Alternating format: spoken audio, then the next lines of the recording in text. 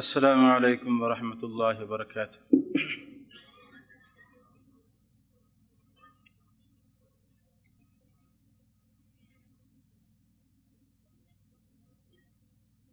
الحمد للہ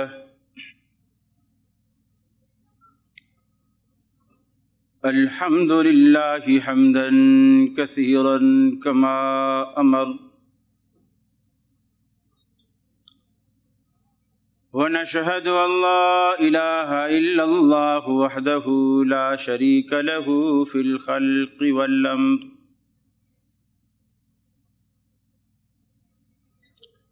ونشهد أن سيدنا وسندنا محمدا عبده ورسوله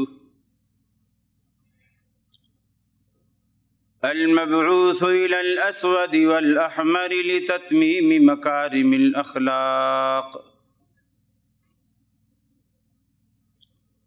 لا يخلق نبي ولا رسول بعده ولا أمة بعد أمته ولا شريعة بعد شريعته ولا كتاب بعد كتابه، وصلى الله تعالى عليه وعلى آله وأصحابه الذين هم خلاصة العرب، الذين هم مفاتيح الرحمة ومصابيح الغرل۔ أعوذ بالله السميع العليم من الشيطان الرجيم، بسم الله الرحمن الرحيم۔ اقترب للناس حسابهم وهم في غفلة معرضون۔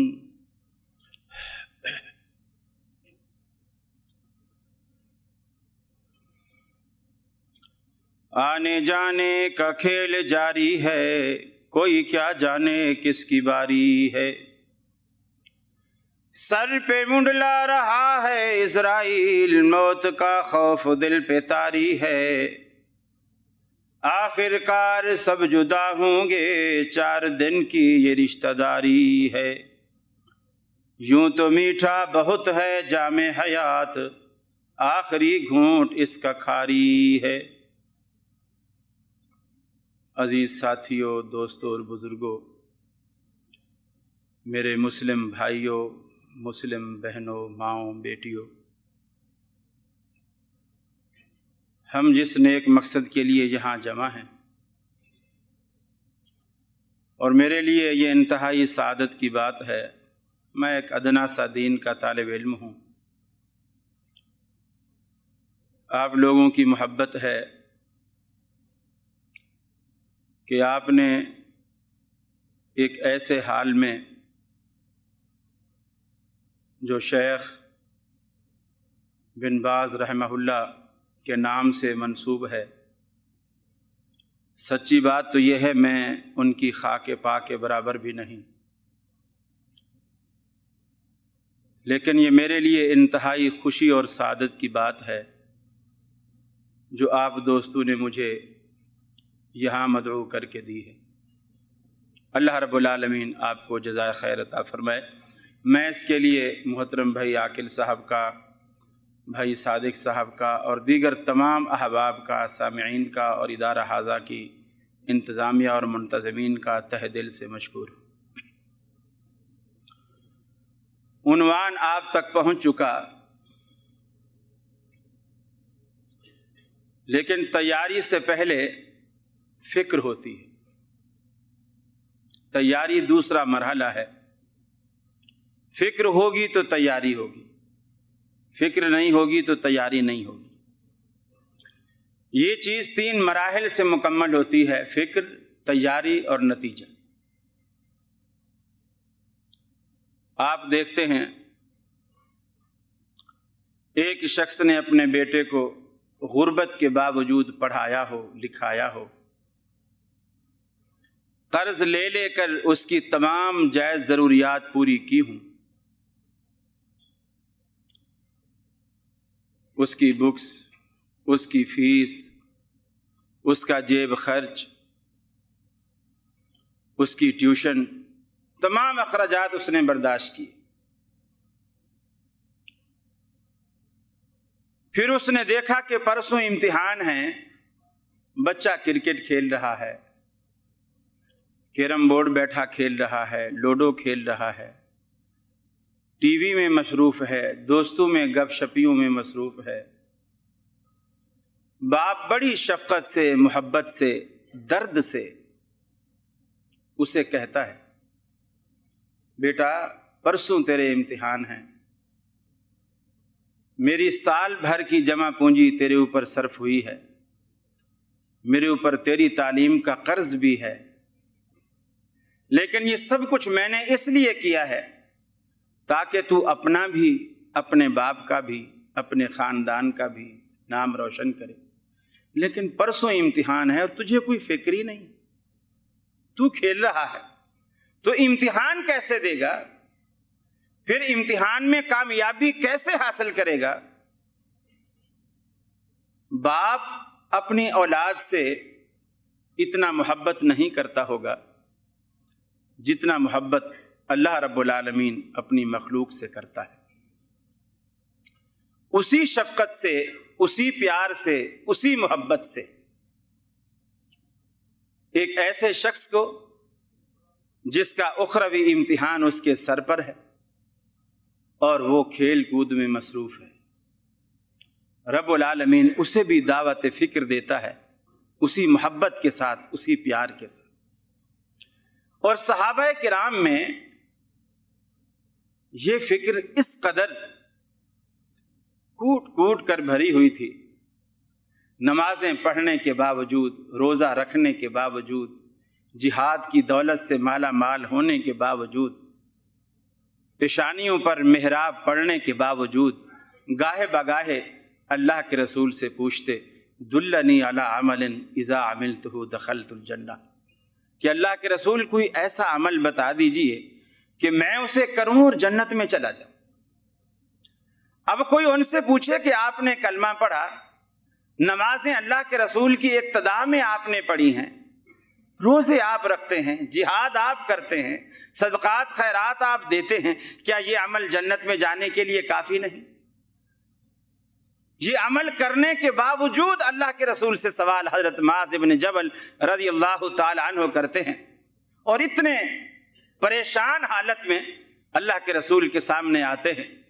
रसूल सल्लल्लाहु अलैहि वसल्लम भी पूछते हैं, या मुआज़ तुझे क्या हो गया है, तुमने अपनी क्या हालत बना रखी है, कैसा हुलिया हो गया तुम्हारा, वो तुम्हारी सेहत, वो जवानी, वो चेहरे की रौनकें, ये कैसे मांद पड़ गई।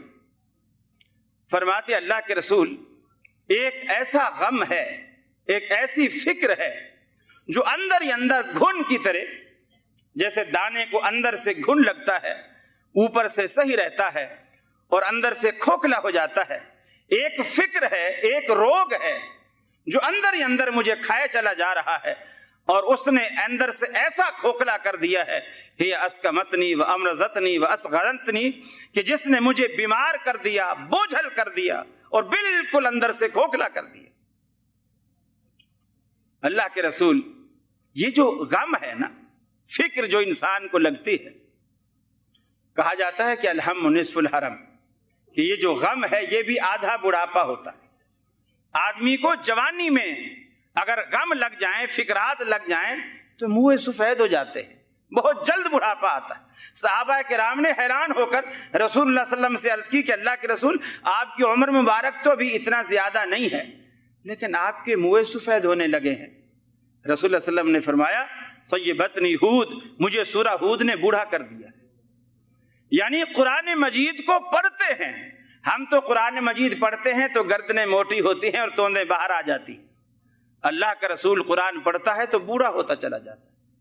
वो फिक्र है, वो कुरान का फहम है, वो कुरान की समझ है, वो दर्द है जो कुरान मजीद जिस मकसद के लिए दुनिया में आया है, उस मकसद को समझकर अल्लाह का रसूल कुरान को पढ़ता है। फरमाया, मुझे सूरा हूद ने बूढ़ा कर दिया। आज वही हालत हजरत मुआज़ की। अल्लाह के रसूल, वो गम मुझे अंदर ही अंदर खाए चला जा रहा है। रसूलुल्लाह सल्लल्लाहु अलैहि वसल्लम से सवाल करते हैं, आपने पूछा आखिर वो क्या गम है? फरमाया, गम ये है कि जन्नत में दाखिला कैसे होगा। فکر یہ ہے کہ اللہ کے رسول جنت میں داخلہ کیسے ہوگا؟ دلنی علی عمل اذا عملتہ دخلت الجنہ، آپ کے پاس اس لیے حاضر ہوا ہوں، آپ مجھے کوئی ایسا عمل بتا دیجئے کہ میں اسے کروں اور اللہ مجھے جنت دے دے۔ جنت کے ایسے حریص صحابہ کرام سے بڑھ کر کائنات میں کسی نے نہیں دیکھی۔ بڑی طلب، بڑی فکر۔ آپ حیران ہوں گے، ہم اگر 2-4 نمازیں جماعت کے ساتھ پڑھ لیتے ہیں تو بڑا فخر محسوس کرتے ہیں، ہم نے پتہ نہیں کون سا تیر مار دیا۔ اللہ اکبر۔ حضرت سعد بن معاذ رضی اللہ تعالی عنہ کے بارے میں آتا ہے، جب رسول اللہ صلی اللہ علیہ وسلم نے جنازے کے بعد دفن کیا تو بڑی طویل دعا اللہ کے رسول نے اس کی قبر پر کی۔ صحابہ کرام حیران ہو گئے کہ اللہ کے رسول نے کبھی کسی قبر پر اتنا طویل، اتنا لمبا عرصہ ٹھہر کر اتنی طویل دعا آپ نے کبھی نہیں کی، اور سعد کی قبر پر، جبکہ سعد کی اللہ کے رسول نے اتنی فضیلتیں بیان فرمائیں۔ آپ نے فرمایا جس وقت سعد بن معاذ رضی اللہ تعالی عنہ کی روح اس کے جسم سے پرواز کر کے گئی، تحرک لہ العرش، اللہ رب العالمین کا عرش جنبش میں آ گیا۔ پھر فرمایا جب فرشتے سعد کی روح کو نکال کر لے جانے لگے، فتحت لہ ابواب السماء، اللہ نے آسمانوں کے سارے دروازے کھول دیے کہ اس کی روح کو اوپر آنے میں لمحے بھر کی بھی تاخیر نہ ہو۔ سارے دروازے، حالانکہ فرشتے تو کسی ایک ہی دروازے سے لے جاتے، لیکن یہ کسی کا احترام، اس کا مقام اور اس کی عظمت ہوتی ہے کہ آپ کسی مہمان کو جب وہ دستک دیتا ہے تو آپ کہتے ہیں کون؟ وہ کہتا ہے فلاں۔ آپ کہتے ہیں بھائی آپ کے لیے تو گھر کے سارے دروازے کھلے ہیں، آپ کو دستک دینے کی کیا ضرورت ہے؟ فتحت لہ ابواب السماء، اللہ نے آسمانوں کے سارے دروازے کھول دیے۔ اور جب حضرت سعد بن معاذ رضی اللہ تعالی عنہ کا جنازہ پڑھا گیا، رسول اللہ صلی اللہ علیہ وسلم فرماتے ہیں شہد لہ 70,000 من الملائکۃ، 70,000 فرشتے اس کے جنازے میں شرکت کے لیے خصوصی طور پر اللہ نے بھیجے۔ میرے بھائیو، حدیث میں آتا ہے اگر کسی مسلمان کے جنازے میں 40 آدمی، بعض روایتوں میں 70 آدمی، بعض روایتوں میں 100 آدمی بھی جمع ہو جائیں اور اخلاص کے ساتھ اس کے لیے مغفرت کی دعا کریں اور وہ سارے اہل توحید ہوں، تو اللہ رب العالمین ان کی دعا کی لاج رکھتے ہوئے اس بندے کی مغفرت کر دیتا ہے۔ لیکن ساتھ جس کے جنازے میں 70,000 فرشتہ آیا، امامت اللہ کا رسول کر رہا ہے، 70,000 فرشتہ آیا، اور حضرت سعد بن معاذ رضی اللہ تعالی عنہ بڑے لئیم، بڑے شہیم، جیسے ہمارے ہاں پہلوان ہوتے ہیں گوشت پوست والے، بڑے کافی جثے والے تھے۔ اب صحابہ کرام جب جنازہ اٹھانے لگے تو ایک انسانی فطرت ہے، آپ 2.5 من کی بوری کو جب اٹھائیں گے تو جسم کا انداز اور قوت کچھ اس طرح لگائیں گے، اور اگر آپ 1 گلاس پانی کا اٹھائیں گے تو آپ کے جسم کی وہ کیفیت نہیں ہوگی جو 2.5 من کی بوری اٹھاتے وقت ہوتی ہے۔ تو حضرت سعد کو جب اٹھانے لگے تو صحابہ نے اس قوت سے زور لگایا کہ چونکہ حضرت سعد کافی لئیم شہیم ہیں تو کافی قوت سے اٹھانا پڑے گا، لیکن فرماتے ہیں جب نے حضرت سعد کی چارپائی کو اٹھا کر کندھے پہ رکھا، ہمیں ایسے محسوس ہوا جیسے ہم نے خالی چارپائی کو کندھے پر رکھ لیا، اس میں وزن ہی نہیں ہے۔ اللہ کے رسول سے پوچھا، اللہ کے رسول سعد کا وزن کہاں گیا؟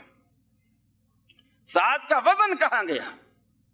آپ صلی اللہ علیہ وسلم نے فرمایا ان لہ حملۃ غیرکم، بظاہر تم نے کندھا دے رکھا ہے، حقیقتاً فرشتوں نے اٹھا رکھا ہے، تمہارے کندھوں پر اس کا بوجھ ہی نہیں۔ اب یہ ساری فضیلتیں حضرت سعد کی صحابہ کرام کے سامنے ہیں۔ اب پوچھتے ہیں کہ جب اتنی فضیلت ہے تو اس کی قبر پر اتنی طویل دعا کرنے کی کیا ضرورت ہے؟ جب اتنی ساری فضیلتیں، اتنی لمبی دعا تو میرے جیسے گناہگار کے لیے ہونی چاہیے، اتنی طویل دعا سعد جیسے آدمی کے لیے جس کی اتنی فضیلتیں نطق رسالت نے بیان فرمائی ہیں، اس کے لیے اتنی ساری طویل دعا کرنے کی کیا ضرورت ہے؟ صحابہ کرام نے سوال کیا۔ اللہ کے رسول نے ارشاد فرمایا جب حضرت سعد کی میت کو قبر کے اندر اتارا گیا، بہقی کی روایت ہے قضایت علیہ قبرہ، حضرت سعد پر قبر تنگ ہو گئی، قبر تنگ ہو گئی، اور ایسی تنگ ہوئی حتیٰ صار کالشعر، وہ بھینچ کر ایسے ہو گئے جیسے سر کا بال ہوتا ہے۔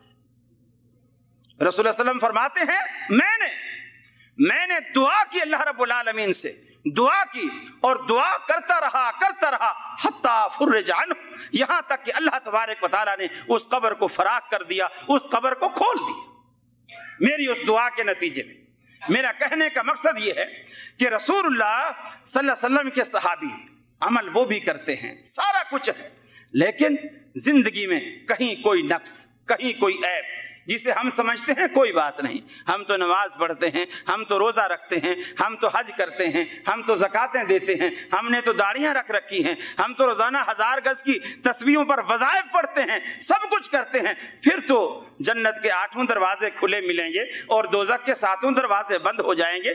اللہ رب العالمین نے یہ باتیں ہمیں بتلائیں، اپنے پیغمبر کے ذریعے دکھلائیں کہ دیکھو اپنی یہ معمولی نمازوں پر مت اترانا، اگر اللہ کا فضل ہوگا تو جنت ملے گی، اگر اللہ کا فضل نہیں ہوگا تو جنت نہیں ملے گی۔ یہ فکر پیدا کیجئے، جو فکر صحابہ کرام کو تھی وہ فکر پیدا کیجئے، اور اللہ رب العالمین نے وہی فکر ہمیں دلائی۔ فرمایا اقترب للناس حسابهم وهم فی غفلۃ معرضون، لوگوں کے حساب و کتاب کا وقت قریب آ گیا، لوگوں کے امتحان کا وقت ان کے سر پر آ پہنچا، وہم فی غفلۃ معرضون، لیکن وہ ابھی تک خواب غفلت میں پڑے ہوئے ہیں۔ جیسے مہربان باپ اپنی اولاد سے کہتا ہے بیٹا امتحان سر پر ہے، تیاری کر لیجئے، پڑھ لیجئے، کچھ دیکھ لیجئے، کچھ یاد کر لیجئے، امتحان میں کام آئے گا۔ اللہ رب العالمین شفقت بھرے انداز میں فرماتا ہے، اپنی مخلوق سے گلہ کرتا ہے، اقترب للناس حسابهم، لوگوں کے حساب و کتاب کا وقت قریب آ گیا، وہم فی غفلۃ معرضون، اور لوگ ابھی تک خواب غفلت میں پڑے ہوئے ہیں۔ مکان کی چھت گرنے والی ہے لیکن گھر والے خواب غفلت میں ہیں، مکان چھوڑنے کو تیار نہیں۔ سیلاب آنے والا ہے لیکن محلے والے، آبادی والے خواب غفلت میں ہیں، حفظ ما تقدم کے طور پر کچھ انتظامات کرنے والے نہیں۔ اقترب للناس حسابهم، لوگوں کے حساب و کتاب کا وقت قریب آ گیا لیکن لوگ خواب غفلت میں پڑے ہوئے۔ اللہ رب العالمین نے اس دن کا تعارف کراتے ہوئے فرمایا، اے مسلمانوں تمہیں معلوم ہے وہ دن کیسا کڑا دن ہے۔ یا ایھا الناس اتقوا ربکم ان زلزلۃ الساعۃ شیء عظیم، اے مسلمانوں، اے انسانوں، اس دن سے ڈر جاؤ، اس کی ہولناکی سے ڈر جاؤ، اس کے زلزلے سے ڈر جاؤ۔ قیامت کا زلزلہ بڑا سخت زلزلہ ہے۔ دنیا میں بھی زلزلے آتے ہیں، اگر ایک شہر میں، ایک صوبے میں زلزلہ آتا ہے تو دوسرے محفوظ رہتے ہیں، ایک ملک میں آتا ہے تو دوسرا ملک محفوظ رہتا ہے، لیکن رب العالمین کہتا ہے قیامت کا زلزلہ بڑا سخت زلزلہ ہے۔ اذا زلزلت الارض زلزالہا، وہ ایک ملک میں نہیں آئے گا، پوری کی پوری سرزمین کو ہلا کے رکھ دے گا، پوری کی پوری زمین جنبش میں آئے گی، ایسا شدید زلزلہ۔ اس زلزلے سے فرمایا اے مسلمانوں، اے انسانوں، زلزلے سے ڈر جاؤ، وہ زلزلہ بڑا سخت زلزلہ ہے۔ اللہ رب العالمین نے تعارف کروایا، یوم ترجف الارض والجبال، فرمایا زمینیں بھی ہلائی جائیں گی، پہاڑ بھی تھر تھرا جائیں گے۔ یوم ترجف الراجفہ تتبعها الرادفہ، زمین کو ایک دفعہ جھنجھوڑا جائے گا، اس کے بعد پھر جھنجھوڑا جائے گا، یعنی زلزلوں کا ایک تسلسل ہوگا، یکے بعد دیگرے زلزلے آئیں گے۔ اے انسانوں، اللہ کے عذاب سے ڈر جاؤ، اللہ کا خوف دل میں پیدا کرو، وہ بڑے سخت زلزلے رب العالمین بھیجے گا۔ وہ ایسا دن ہے یوم نطوی السماء کطی السجل للکتب، فرمایا آسمان جو تمہیں بڑا مضبوط اور بھاری بھرکم نظر آتا ہے، اس کو ہم فرمایا ایسے لپیٹ دیں گے جیسے کہ خطوط کا تمہار، ایک خطوط کا دفتر کوئی لپیٹ کے رکھ دیتا ہے۔ والسماوات مطویات بیمینہ، اللہ رب العالمین کی قدرت، اللہ کی طاقت کا اندازہ لگاؤ، اللہ سارے آسمان کو لپیٹ کر اپنی دائیں مٹھی میں لے لے گا۔ والسماوات مطویات بیمینہ، ایک حدیث میں آتا ہے رسول اللہ صلی اللہ علیہ وسلم نے فرمایا رب العالمین آسمان اور زمین کو لپیٹنے کے بعد ایک بال بنا لے گا، बाल को अपनी उंगलियों में उछालेगा और पूछेगा ऐनल जब्बारून, ऐ दुनिया के जाबिर जालिम, आज मुझे बताओ तुम कहाँ हो। लिमनिल मुल्कुल यौम, मुझे बताओ आज इस मुल्क का मालिक कौन है, इस सल्तनत का वाली कौन है। मेरे कानून को, मेरे निज़ाम को दुनिया में तुम नापसंद किया करते थे, मुझे आज बताओ कहाँ गए वो तुम्हारे इलाके, वो तुम्हारी चौधराहटें, वो तुम्हारी ज़िलेदारियाँ, वो तुम्हारी वजारतें, वो तुम्हारी बादशाहतें, आज कहाँ गई मुझे बताओ तो सही। अल्लाह के रसूल फरमाते हैं कहीं से कोई जवाब नहीं आएगा। अल्लाह रब्बुल आलमीन कुछ देर के लिए खामोशी इख्तियार करेगा, रब्बुल आलमीन फिर खुद जवाब देगा, लिल्लाहिल वाहिदिल क़हार, अकेले अल्लाह की बादशाहत है, कोई उसमें शरीक नहीं। आज दुनिया में भी रब्बुल आलमीन की हुकूमत में, रब्बुल आलमीन की सल्तनत में, रब्बुल आलमीन की बादशाहत में, रब्बुल आलमीन की उलूहियत में आज दुनिया में भी शिराकत छोड़ दीजिए। रब्बुल आलमीन उस वक्त अपने आप का अकेलापन मनवाएगा दुनिया से। बताओ मैं अकेला हूँ, हुक्म मेरा अकेला है, बादशाहत मुझ अकेले की है, आर्डर मुझ अकेले का है, इख्तियार मुझ अकेले का है, तुम सारे के सारे ऐसे हो। मैंने दुनिया में तुम्हें महदूद अरसे के लिए चंद टुकड़ों का मालिक बनाया था, बड़ाइयाँ और फख्र किया करते थे। चंद जिलों का मालिक बनाया था, बड़ाइयाँ और फख्र किया करते थे। आज बताओ लिमनिल मुल्कुल यौम, आज मुल्क का मालिक कौन है? कौन है जो अल्लाह रब्बुल आलमीन की क्यों का जवाब दे सके। अल्लाह के रसूल अक्सर दुआ फरमाते, अल्लाहुम्मा हासिबनी हिसाबन यसीरा, इलाहुल आलमीन मेरा हिसाब आसान फरमाना।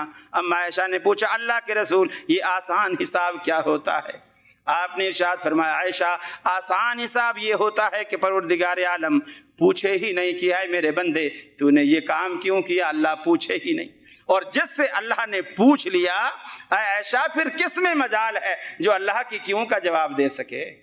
किस में मजाल है? मेरे भाइयों, उस दिन की पहले फिक्र करो। यौम यजमउल्लाहुर रुसुल फयक़ूलु माज़ा उजिबतुम, उस दिन, उसी दिन का तारुफ रब्बुल आलमीन ने कराया। सारे अंबिया की जमात से परवरदिगार आलम पूछेगा, अल्लाह रब्बुल आलमीन उनसे पूछेगा, जब तुम अपनी उम्मत में, अपनी कौम में गए तो तुम्हारी कौम ने तुम्हें क्या जवाब दिया? क़ालू ला इल्म लना, अल्लाह की हैबत, अल्लाह की अज़मत, अल्लाह का रोब, अल्लाह का खौफ ऐसा तारी होगा अंबिया पर भी, फौरन डर के मारे कह देंगे अल्लाह हम कुछ नहीं जानते। इन्नका अंत अल्लामुल गुयूब, इलाहुल आलमीन तू ही अल्लामुल गुयूब है, तू सब कुछ जानने वाला है, इलाहुल आलमीन हम कुछ नहीं जानते। उस दिन से अल्लाह रब्बुल आलमीन ने डराया, उस दिन से परवरदिगार आलम ने डराया, जिस दिन फरमाया तकूनुस समाउ कलहिन, तकूनुस समाउ कलहिन, फरमाया ये जो आसमान कलमोहन, ये जो आसमान है फरमाया तलछट की तरह हो जाएगा, जैसे तेल के नीचे गदला पानी मैल बैठ जाता है, फरमाया आसमान ये पिघल कर ऐसा हो जाएगा। उस दिन से अल्लाह रब्बुल आलमीन ने डराया। यौम युनफ़ख़ु फ़िस्सूर, उस दिन रब्बुल आलमीन सूर फूंकेगा, फरिश्ते को हुक्म करेगा, उस दिन सूर फूंका जाएगा। उस दिन से रब्बुल आलमीन ने डराया। यख़रुजून मिनल अजदास, क़यामत का ज़ल्ज़ला बड़ी सख्त चीज़ है। कितनी सख्त है? फरमाया यौम तरौनहा तज़हलु कुल्लु मुर्दियतिन अम्मा अर्ज़अत, फरमाया हर हमल वाली अपने हमल गिरा देगी और हर दूध पिलाने वाली अपनी छाती से बच्चे को जुदा करके फेंक देगी। सारी दुनिया में औलादें माँ और बाप को प्यारी हुआ करती हैं, लेकिन वो बच्चा जो अभी दूध पीता हो माँ को जितना प्यारा होता है, बाकी बड़े बच्चे उतने प्यारे नहीं होते। रब्बुल आलमीन ने उसी की मिसाल दे करके फरमाया वो बच्चा दूध पीता जो माँ को सबसे ज्यादा प्यारा हुआ करता है, फरमाया वो माँ अपनी छाती से बच्चे को दूर करके फेंक देगी उस दिन की हौलनाकी की वजह से। وَتَضَعُ كُلُّ ذَاتِ حَمْلٍ حَمْلَهَا وَتَرَى النَّاسَ سُكَارَىٰ، ہر حاملہ کی حمل گر جائیں گے اور دنیا ایسی پوزیشن میں ہوگی وَتَرَى النَّاسَ سُكَارَىٰ، دیکھنے والا جب لوگوں کو دیکھے گا ایسا لگے گا کہ سارے انہیں شراب پی کر نشہ کھا لیا ہے، نشے کے اندر مدہوش ہیں، لیکن فرمایا مَا هُمْ بِسُكَارَىٰ، وہ نشہ نہ ہوگا، وَلَٰكِنَّ عَذَابَ اللَّهِ شَدِيدٌ، اللہ کا سخت عذاب ہوگا۔ اما عائشہ صدیقہ رضی اللہ تعالی عنہ نے پوچھا اللہ کے رسول، آپ نے فرمایا قیامت کا دن ہوگا، سارے کے سارے برہنہ ہوں گے، مرد اور عورت اکٹھے ہوں گے۔ اما عائشہ نے پریشان ہو کر سوال کیا اللہ کے رسول کیا دونوں اکٹھے ہوں گے؟ آپ نے فرمایا ہاں اکٹھے ہوں گے۔ پھر پریشان ہو کر پھر پوچھا اللہ کے رسول کیا مرد اور عورت دونوں ایک دوسرے کو دیکھتے ہوں گے؟ اللہ کے رسول نے فرمایا عائشہ تو بھی کمال کرتی ہے، اللہ نے نہیں فرمایا ما ہم بسکارا ولکن عذاب اللہ شدید، لوگ دکھنے میں ایسے لگے گے جیسے نشے کے اندر ہیں لیکن حقیقتاً اللہ کے عذاب کی لپیٹ میں ہوں گے، ان کو ہوش ہی نہیں ہوگی دیکھنے کی، اللہ کا ایسا سخت عذاب۔ تو میرے بھائیو اس دن سے اللہ نے ہمیں ڈرایا کہ اس دن سے ڈر جاؤ۔ اگر میرے بھائیو وہ اتنا کڑا دن ہے، پھر اس کے بعد جو سلسلہ شروع ہوتا ہے ان ساری پریشانیوں کے بعد، اس دن کے وقوع کے بعد جو مجرمین کے ساتھ اللہ رب العالمین سلوک کرنے والا ہے، ان کے کھانے، ان کے پینے، ان کی غذائیں، ان کے کپڑے، سارا انتظام دوزخ میں موجود ہے۔ کپڑے بھی دوزخ کے اندر ہیں، پانی بھی دوزخ کے اندر ہے، کھانا بھی دوزخ کے اندر ہے۔ اسی لیے اللہ نے کہا لا یموت فیہا ولا یحیا، دوزخ ایک ایسی جگہ ہے، ایسا ٹھکانہ ہے، نہ وہاں زندگی ہے نہ وہاں موت ہے، زندگی بھی نہیں موت بھی نہیں، حالانکہ دونوں میں سے ایک چیز تو ہونی چاہیے، یا زندگی ہونی چاہیے یا موت ہونی چاہیے، لیکن اللہ نے کہا دونوں نہیں ہیں، اس لیے کہ زندگی عموماً آدمی سکھ چین والی زندگی کو زندگی کہتا ہے۔ جب آدمی سکھی ہوتا ہے، کوئی پوچھتا ہے یار کیسی گزر رہی، کہتا ہے جی الحمدللہ بڑے مزے میں، اور جب دکھی ہوتا ہے پھر کوئی پوچھے کہ یار سناؤ یار جمیل کیسی گزر رہی ہے، تو جواب دیتا ہے یار ہماری بھی کوئی زندگی ہے۔ وہ دکھ بھری زندگی کو زندگی نہیں کہتا ہے۔ اللہ نے کہا دوزخ کے اندر زندگی نہیں ہے، یعنی جس سکھ اور چین کو تم زندگی کہتے ہو وہ سکھ اور چین دوزخ میں ہم نے نہیں رکھا ہے، اور نہ اس میں موت ہے کہ آدمی جب بہت زیادہ دکھی ہوتا ہے خواہش کرتا ہے کاش میں مر ہی جاؤں، مجھ پہ موت آ جائے، اللہ کہتا ہے اس کو موت بھی نہیں آئے گی تاکہ عذاب برقرار رہے، عذاب برقرار رہے اس سختی کے ساتھ۔ فرمایا فالذین کفروا قطعت لهم ثیاب من نار، جو لوگ کفر کر کے رب العالمین کے پاس آئیں گے دوزخ میں ڈالے جائیں گے، رب العالمین کیا کرے گا؟ قطعت لهم ثیاب من نار، آج آپ کپڑے کی دکان پر بیٹھ کر کہتے ہیں یہ تھان دکھائیے، یہ تھان لائیے، اس میں سے اتنے میٹر کاٹیے، اس میں سے اتنے میٹر کاٹیے۔ رب العالمین کہتا ہے ہم بھی دوزخ میں کپڑے کے سارے تھان کھول کے ڈال دیں گے۔ قطعت لهم ثیاب من نار، فرمایا آگ کے تھان ان کے سامنے ہوں گے، انہی میں سے ان کے لباس کاٹیں گے اور اسی آگ کے لباس کو ان کے جسموں پر لپیٹ دیں گے۔ اور بعض کو اتنا عذاب، اللہ کے رسول سے صحابہ کرام نے پوچھا اللہ کے رسول آپ کے چچا ابو طالب نے آپ کی بڑی خدمت کی ہے، بڑی خدمت کی ہے، بڑی محبت آپ سے کیا کرتا تھا، کیا آپ کی محبت آپ کی خدمت کوئی فائدہ اسے دے گی؟ آپ نے فرمایا ہاں ضرور فائدہ دے گی، اتنا فائدہ ہوگا کہ میرے چچا کو سب سے ہلکا عذاب ہوگا۔ کیسا عذاب؟ دوزخ کے جوتے رب العالمین پہنائے گا، یغلی دماغہ کغلی الحمیم، جوتے دوزخ کے پاؤں کے نیچے ہوں گے، دماغ سر کے اندر، کھوپڑی کے اندر دماغ بھیجا مغز ایسے کھولے گا جیسے چولہے پر رکھی ہوئی ہنڈیا کے اندر پانی کھولتا ہے۔ یغلی دماغہ کغلی الحمیم، وہ یہ سمجھے گا دنیا میں اس آخرت میں سب سے سخت عذاب مجھے دیا جا رہا ہے، سب سے سخت، یہ ہے کیا؟ سب سے ہلکا عذاب ہے۔ میرے بھائیو دوزخ میں کپڑے بھی ہیں، دوزخ میں کھانے بھی ہیں۔ ان لدینا انکالا وجحیما وطعاما ذا غصۃ وعذابا الیما، اے انسانو تمہارے گلے میں ڈالنے کو توق بھی ہیں، پاؤں میں ڈالنے کو بیڑیاں بھی ہیں، اور گلے میں اٹک جانے والے کھانے بھی ہیں۔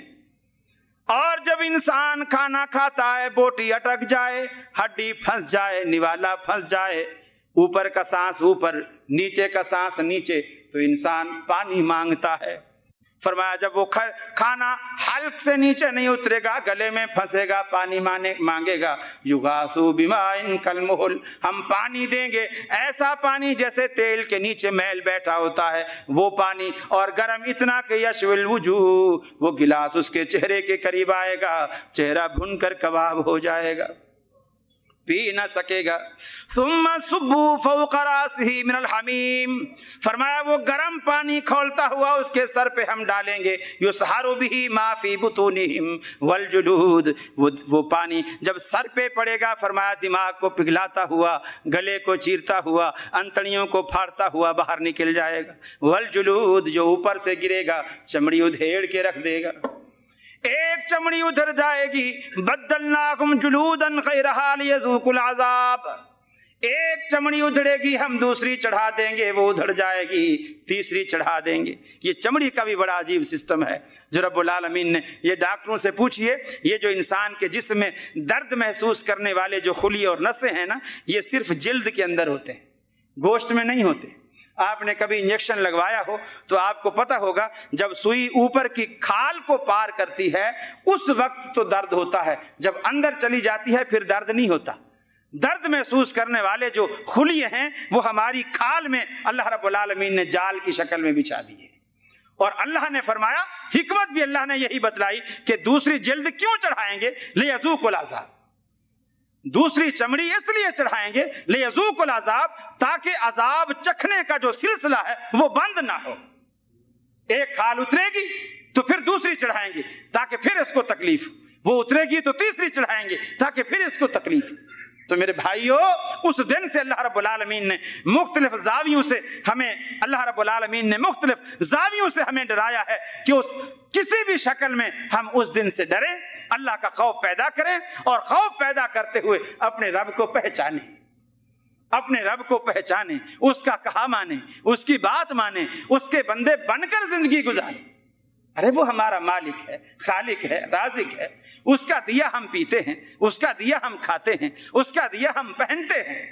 ارے اسی کے فضل سے ہم جیتے ہیں, ارے اسی کے فضل سے آج بولتے ہیں, اسی کے فضل سے آج سنتے ہیں, اسی کے فضل سے آج دیکھتے ہیں, اسی کے فضل سے آج ہمارے ہاتھ پاؤں سلامت ہے. اگر اسی کو ہم نے ناراض کر دیا, وہی ہم سے روٹھ گیا جو سب کا داتا ہے, جو یہ سب نعمتیں دیتا ہے, اسی کو ہم نے ناراض کر دیا, وہی ہم سے روٹھ گیا, تو ہمارے پلے کیا رہے گا, ہمارے پلے کیا رہے گا. میرے بھائیو, وہ ایسا طاقت والا ہے. اما عائشہ صدیقہ رضی اللہ تعالی عنہ فرماتی ہیں, اللہ کے رسول, میں آخری لمحات جو اللہ کے رسول نے اس دنیا میں گزارے ہیں اس وقت میں آپ کے ساتھ تھی, آپ کا سر مبارک میری چھاتی کے ساتھ تھا, میں نے ایسے روکا ہوا تھا, میں ان لمحات میں آپ کے ساتھ تھی. اللہ کے رسول بار بار پانی میں, ٹھنڈے پانی میں ہاتھ ڈالتے, اپنے چہرے پر پھیرتے, اس بخار کی تپش کی وجہ سے چہرے پر پھیرتے, اور بار بار یہ کلمات زبان پر لاتے, اللہم اعنی علی سکرات الموت وغمرات الموت, اے اللہ میں تیرا کمزور اور ناتواں بندہ ہوں, موت کی سختیاں, یہ موت کی شدت میں برداشت نہیں کر سکتا. اللہ اس سختی اور شدت کو برداشت کرنے کی اعنی, مجھ میں ہمت اور قوت اور طاقت پیدا فرما. میرے بھائیو, اللہ کا رسول بھی اللہ سے ڈرتا ہے, اللہ کا رسول اللہ سے ڈرتا ہے, اور ہم کچھ نہ ہو کر نہیں ڈرتے. وہ سب کچھ ہو کر, اللہ کا پیغمبر ہو کر, اللہ کا قریبی ہو کر, اللہ کا برگزیدہ ہو کر, جس پر رسالت اور نبوت کا آخری تاج اللہ نے اس کے سر پہ رکھا ہے, وہ اللہ سے اتنا ڈرتا ہے. اور ہم جس کے پلے کچھ بھی نہیں ہے, اللہ کا ڈر, اللہ کا خوف ہم نکال کر دنیا میں دندناتے پھر رہے ہیں, یہ بات کچھ سمجھ سے بالاتر ہے. تو اللہ نے مختلف زاویوں سے ہمیں ڈرایا. ایک وہ بھی ہے, فرمایا وسیق الذین کفروا الی جہنم زمرا حتی اذا جاؤوها فتحت ابوابها وقال لهم خزنتها الم یأتکم رسل منکم یتلون علیکم آیات ربکم. دوزخیوں کو رب العالمین ہکائے گا, بھگائے گا, چلائے گا دوزخ کی طرف. دوزخ کی طرف آئیں گے فرشتے جو جہنم کے دروغے کھڑے ہوں گے, وہ پوچھیں گے अलम यातिकुम रुसुलुम मिनकुम यतलूना अलैकुम आयात रब्बिकुम, तुम्हारा ये हाल कैसे हो गया? क्या अल्लाह के रसूल डराने वाले तुम्हारे पास ना आए थे? अल्लाह की बात बताने वाले ना आए थे? अल्लाह का दीन तुम तक पहुंचाने वाले ना आए थे? तुम फिर ऐसे कैसे बन गए? यतलूना अलैकुम आयात रब्बिकुम, वो तुम पर अल्लाह के कुरान की आयात पढ़ते थे। वयुनज़िरूनकुम लिक़ाअ यौमिकुम हाज़ा, आज के दिन से वो तुम्हें डराया करते थे। सारे कहेंगे क्यों नहीं, ये सब कुछ अल्लाह रब्बुल आलमीन के रसूल भी आए थे, सब कुछ आए थे, बाद में उलमा भी आए थे। हम तो वहाबी कहकर उन्हें भगा दिया करते थे, हमने तो उनकी बातों पे कभी यकीन ही नहीं किया। लोग जितनी बातें जहन्नम की, पुलसरात की, अजाब कब्र की, लोगों के सामने बेशुमार मौकों पर, पंजाब में कई दफ़ा ऐसा मौका मिलता है पाकिस्तान में बात करने का, तो यकीन मानिए गऊ गोठू के लोग ये कहते हैं मियाँ ये मौलवियों ने चंदा बटोरने के लिए लोगों को डराने के ऐसे तरीके बनाए हुए, कुछ भी नहीं है, कुछ भी नहीं है। ये ऐसे डराते हैं मौलवी, पुलसरात ऐसी है, फलाना ऐसा है, दोज़ख ऐसी है, जन्नत ऐसी है, हूर गिलमान की लालचें देते हैं, कुछ भी नहीं है। इन बदबख्तों के जहन बिल्कुल ऐसे हैं। एक साहब की अपनी बीवी के साथ लड़ाई हो गई, तो उसने कहा देख तू रोज मुझसे झगड़ा करती है, अगर तेरा यही तरीका रहा तो मैं किसी दिन बस खुदकुशी कर लूंगा और मर जाऊंगा। उसने कहा, वो भी तंग आई हुई थी, उसने कहा कल का मरता आज मर, मेरी बला से जा मर जा। भागा भागा गुस्से में कब्रिस्तान चला गया। वहां देखा जाकर के कब्र वीरान पड़ी हुई है, मुद्दत से कोई बैठ गई थी, दब गई थी, गड्ढा बना हुआ था, उसमें जाकर लेट गई। शाम हो गई, मगरिब हो गई, अंधेरा हो गया। कोई पुलिस वाला वहां से गुजरा, उसने कोई घी का कनस्तर आप लोग समझते हैं, बड़ा टीन होता है, घी का कनस्तर कंधे पर उठा रखा था। बड़ा थक गया उसने, आकर के वहां कनस्तर रखा और कहने लगा कि काश के कोई बंदा मिल जाता, मैं कनस्तर उठवा लेता, बड़ी दूर से आया हूं और आगे भी सफर अभी काफी बाकी है, थक भी गया हूं। तो वो जो कब्र में लेटा हुआ था वो कहने लगा यार अगर मैं मरा हुआ ना होता तो जरूर तेरी मदद करता। अब पुलिस वाले कहाँ माने ये बातें, भले वो किसी भी अकीदे का हो, लेकिन इस वक्त वो सीधा हो गया कि कम से कम अगर ये मरा हुआ होता तो बोलता नहीं। उसके पास जो हाथ में डंडा था, उसने करीब जाकर गया, देखा कि लेटा हुआ है, थोड़ी सी स्टिक उसको लगाई, उठ खड़ा हो, फौरन खड़ा हो गया। बोले कनस्तर उठा, उसने उठा लिया, कहा मेरे घर ले चल, ले गया। लेकिन थोड़ा सा जैसे आजकल फी जमाना ये पुलिस रिश्वतखोरी में बड़ी मारूफ है, उस जमाने में, पुराने जमाने में कुछ ईमानदारी भी थी। उसने कहा यार बेचारा कनस्तर वहां से उठाकर यहां तक लाया है, सस्ता जमाना था। उसने मजदूरी के तौर पर एक चवन्नी, जो रुपये का चौथा हिस्सा होता है, वो एक चवन्नी उसने मजदूरी के तौर पर दे दी। वो वहां से वापस आया, सीधा अपने घर आया, सारी बिरादरी को जमा किया और कहने लगा कि यार मैं तुम्हें आज बताता हूँ, ये जो मौलवियों ने हमें डराया हुआ है ना, ये कब्र भींचती है, कब्र ऐसी दब जाती है और इधर की पसली इधर, इधर की पसली इधर, पाँव सर से मिल जाता है, सर पाँव से मिल जाता है, ये सारा फराड है, कुछ भी नहीं है। मैंने मर के देखा है, सिर्फ एक पुलिस की वर्दी में फरिश्ता आता है, उसके पास एक डंडी होती है छोटी सी, वो एक डंडी मारते हैं और सजा के तौर पर घी का कनस्तर उठवाते हैं और इनाम के तौर पर 8 आने देते हैं, बाकी कुछ भी नहीं। अब मेरे भाइयों, ऐसे लोगों को कौन समझाए जिनका ज़हन ये हो कि कब्र यही है जो हम दुनिया में अपनी नजरों से देख रहे हैं, जिसमें हमने लेट के देख लिया है, उसमें फरिश्ता पुलिस की वर्दी में आता है, एक डंडी लगाता है, 8 आने देते हैं, एक कनस्तर घी का उठवाते हैं और कुछ भी नहीं। मेरे भाइयों, इन चीजों की एक हकीकत है, ये मौलवियों के किस्से और मौलवियों की कहानियां नहीं हैं। ये जन्नत, ये दोज़ख, ये सब हकीकत है। अगर हकीकत न होती तो अल्लाह के रसूल अल्लाह से जन्नत का सवाल ही क्यों करता? सहाबा किराम को जन्नत का इतना हरीस क्यों बनाता? सहाबा किराम इसकी ख्वाहिश इतनी क्यों करते कि अल्लाह के रसूल हमें कोई ऐसा अमल बताइए कि अल्लाह रब्बुल आलमीन हमें जन्नत में पहुंचा दे? ऐसी बात नहीं, ये हकीकत है, ये कुरान के हकायक हैं, ये मोहम्मद रसूलुल्लाह सल्लल्लाहु अलैहि वसल्लम की शहादतों से साबित शुदा हकायक हैं, जिसका दुनिया इनकार नहीं कर सकती। और रसूलुल्लाह सल्लल्लाहु अलैहि वसल्लम की वो बातें, सच्ची बात यह है कि आपने 1400 साल पहले भी اگر کوئی بشارت دی ہے تو دنیا آج تک اسے جھٹلا نہیں سکی۔ اللہ تبارک و تعالیٰ نے ان تمام بشارتوں کو من عن سچا اور اسی طرح حرف بحرف اللہ رب العالمین نے پورا کر دکھایا۔ میرے بھائیو، اللہ تبارک و تعالیٰ کے رسول کی بتائی ہوئی یہ باتیں ہیں، قرآن مجید اللہ کے رسول کا دیا ہوا ہے، احادیث اللہ کے رسول کی دی ہوئی ہے، ان باتوں پر آپ یقین کیجیے۔ یہ مولویوں کے قصے نہیں ہیں، یہ مولویوں کی کہانیاں نہیں ہیں، ان باتوں پر آپ یقین کیجئے۔ اور اللہ رب العالمین نے یہ جو دین کے لٹیرے، دین کے فراڈی، نام نہاد جو دین کو بدل دیتے ہیں اپنی خواہشات کے پردے میں اور پھر لوگوں کو دین بنا کر پیش کرتے ہیں، ان لٹیروں کو سمجھیے اور اپنے دین کو پہچانیے، اپنے مشفق ہمدرد خیر خواہ کو پہچانیے اور اپنے مخالف اور اپنے دشمن کو بھی پہچانیے، ورنہ تو شیطان یہی کہتا ہے میں ہی تمہارا سب سے بڑا خیر خواہ۔ آدم علیہ السلام سے بھی اس نے یہی جا کے کہا تھا میں تیرا خیر خواہ ہوں، یہ جو جس چیز سے تمہیں منع کیا گیا اسے کھا لے، تیرے کو نہیں پتا اگر اسے کھائے گا تو ہمیشہ جنت میں رہے گا، اسے کھا کے تو دیکھ۔ وہ یہی دھوکے دیتا ہے۔ میرے بھائیو، آخرت کی فکر کیجئے۔ ابھی تیاری کا مضمون میں سمجھتا ہوں میں اسے نبھا نہیں سکا ہوں، بالکل ادھورا رہ گیا ہے، ابھی تک تو میں فکر میں ہی اٹکا ہوا۔ اس کے بعد نمبر آتا ہے تیاری کا۔ جب آدمی کو یہ فکر دامنگیر ہو جاتی ہے، یہ فکر لگ جاتی ہے، تو پھر اس کی تیاری بھی ضروری ہوتی ہے۔ اس تیاری میں آپ نے کیا کرنا ہے؟ سب سے پہلے اللہ کو راضی رکھنے کا ایک مقصد بنا لیں، اور پھر اللہ رب العالمین راضی کیسے ہوگا یہ آپ محمد رسول اللہ صلی اللہ علیہ وسلم سے پوچھئے کہ میں اللہ کو راضی رکھنا چاہتا ہوں، اللہ کیسے راضی ہوگا؟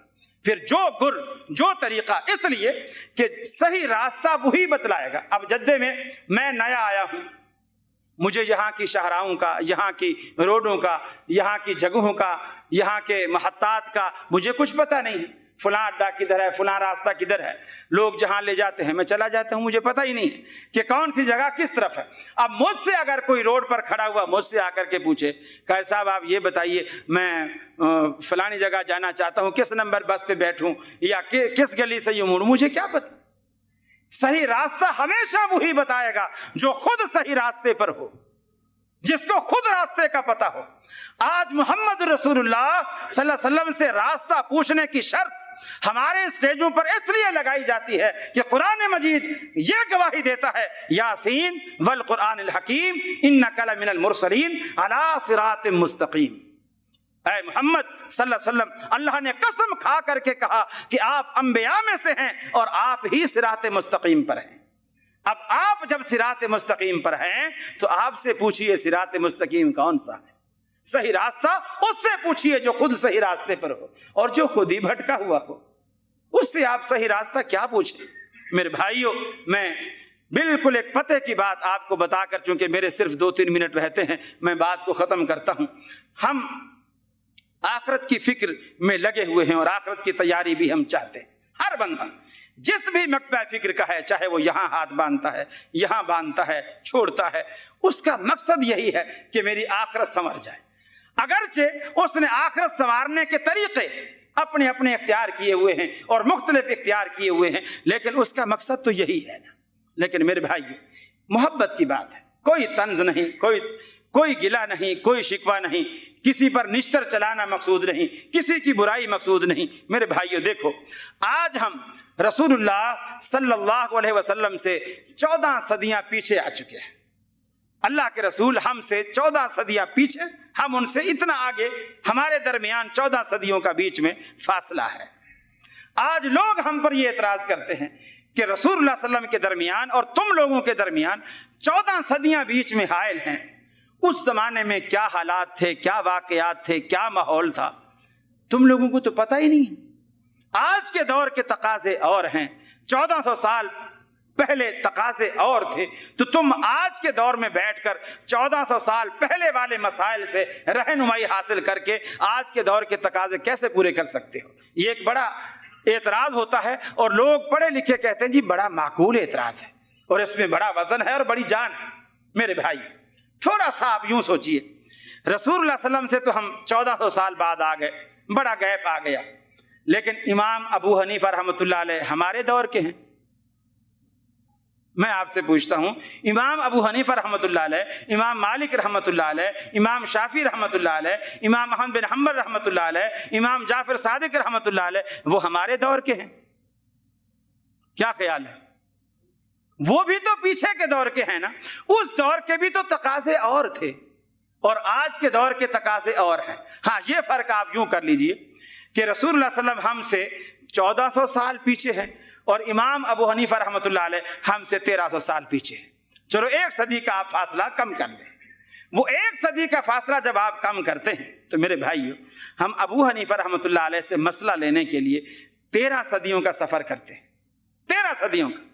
13 صدیاں ہم پیچھے جاتے ہیں. امام صاحب سے مسئلہ اخذ کرنے کے لیے ہمیں 13 صدیوں کا سفر کرنا پڑتا ہے. اور جب آپ کوفے تک پہنچ گئے تو باقی کوفے سے مدینے تک پہنچنے کا اب فاصلہ کتنا رہ گیا؟ 1 صدی کا. میرے بھائیوں، لوگ عمرہ پر آتے ہیں، حج پر آتے ہیں، حالانکہ عمرہ اور حج دونوں چیزیں مکہ میں ہو جاتی ہیں. دونوں چیزیں مکہ میں ہو جاتی ہیں. لیکن جب ہم مکے میں آتے ہیں پھر ہم یہ سوچتے ہیں یار مکے تک تو آئے ہی کھڑے ہیں، چلو مدینے سے بھی ہوتے جائیں. اس لیے کہ اب فاصلہ کم ہو گیا ہے.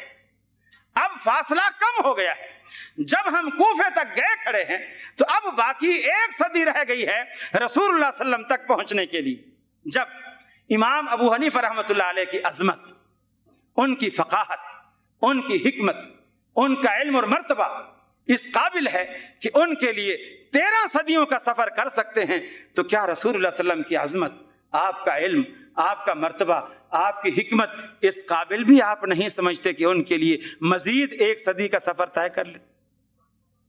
ارے کوفے کے امام کے لیے 13 صدیوں کا سفر گوارا ہے اور کائنات کے امام کے لیے 1 صدی کا سفر بھی گوارا نہیں. کیا یہ ہمارا ایمان ہے؟ قول امام و شیخ مقدم سمجھ لیا، بھاتی نہیں حدیث رسول خدا تجھے. السلام علیکم ورحمۃ اللہ.